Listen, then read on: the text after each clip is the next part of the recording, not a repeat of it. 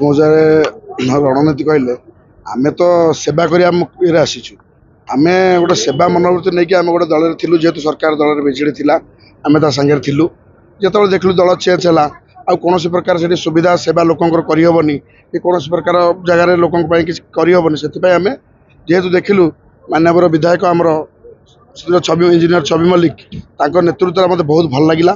ମୁଁ ଦୁଇ ଥର ତାଙ୍କ ପାଖକୁ ଯିବା ପରେ ତାଙ୍କ କଥାବାର୍ତ୍ତା ଏବଂ ତାଙ୍କର ଯେଉଁ ଆଗ୍ରହ, ତାଙ୍କର ଯେଉଁ 22 ମୌଜା ନିଆଳି ନିର୍ବାଚନ ଯେଉଁ ଡେଭଲପ୍ କରିବା ଚିନ୍ତାଧାରାଟା ମୋତେ ଏତେ ପସନ୍ଦ ଲାଗିଲା। ମୁଁ ସେଥିପାଇଁ ମନସ୍ଥ କଲି, ମୁଁ ମୋର ସାନ ଭାଇ ଦୀପା ଏବଂ ମୋର ସାଙ୍ଗ ମୁନୁ ଆମେ 3 ଜଣ ମନସ୍ଥ କରିକି ଆମେ ବିଜେଡି ଛାଡ଼ିକି ବିଜେପିରେ ମିଶିଲୁ। କେତେ କ'ଣ ମିଶିଲେ? ପାଖାପାଖି 700ରୁ ଉର୍ଦ୍ଧ୍ୱ ଲୋକ। 100% ଦଳ ଆମକୁ ମାନ୍ୟବର ବିଧାୟକ ଆମକୁ ଯାହା ଦାୟିତ୍ୱ ଦେବେ ଆମେ 100% କରିବୁ।